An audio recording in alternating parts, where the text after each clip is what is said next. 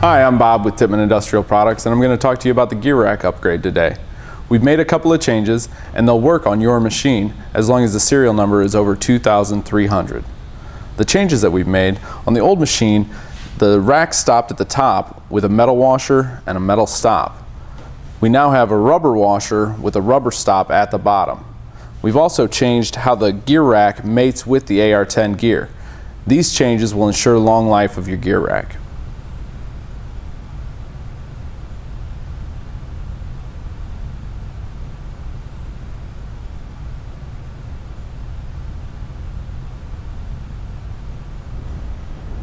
To install the gear rack upgrade, you'll need the new top bolt, the new bottom bolt, a 7/16 open-end box end wrench, and all of the Allen wrenches from your Tippmann tackle box. The first step is to remove the needle. You tilt your handle down to expose the needle set screw. Using the smallest Allen wrench in your Tippmann toolbox, loosen the screw and then raise your handle. The needle will drop down, and that step's done. Next, you'll need to remove the bolt and washer from the top of your machine using the second largest Allen wrench in the Tippmann toolbox.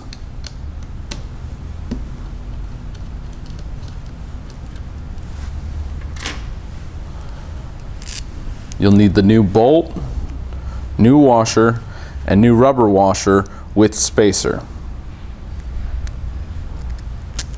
You want the metal washer on top and the rubber washer with the spacer facing down.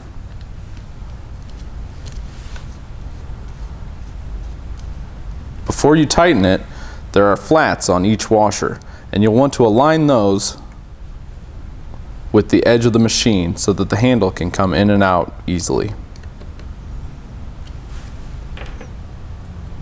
Next, we're going to remove the stop at the bottom of the machine using the 7/16 open-end box end wrench.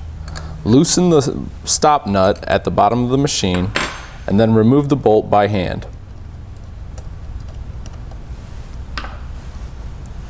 With the new stop and washer, you'll notice that the washer has a flat on it, and that flat goes towards the side of the machine.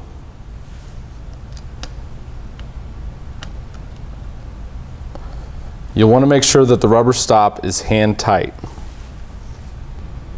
Next, we're going to adjust how the gear rack mates with the AR-10 gear.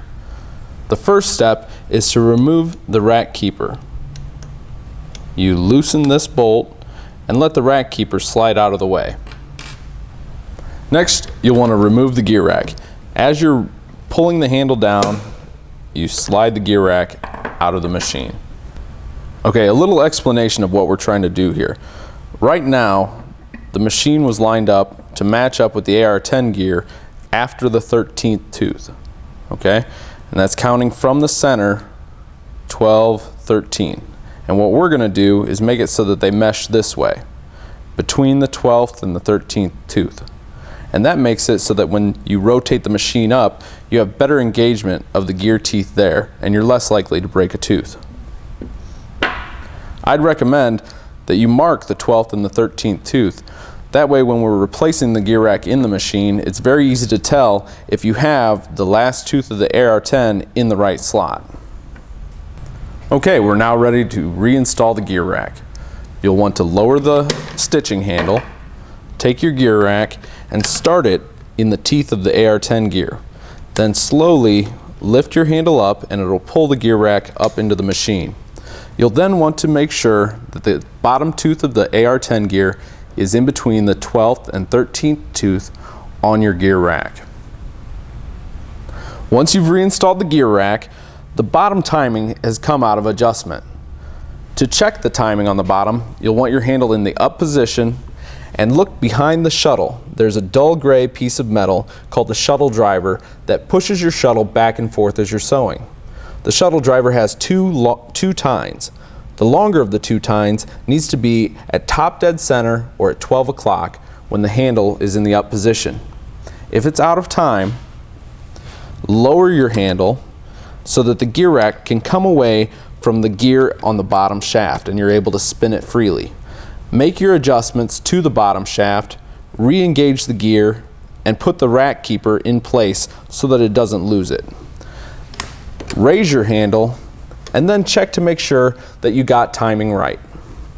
Once you have the timing set, take the Allen wrench and tighten the rack keeper into position. When replacing the needle, you want to make sure and find the scarf on the needle. It's a little indentation on the side close to the eye, and point the scarf towards the inside of the machine. You put the needle inside the needle foot, then lower your handle, fit the needle into the needle bar, make sure the needle goes all the way up, and then tighten the screw.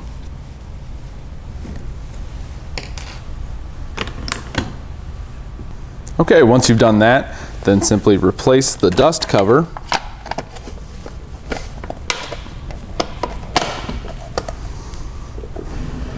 and you're ready for action.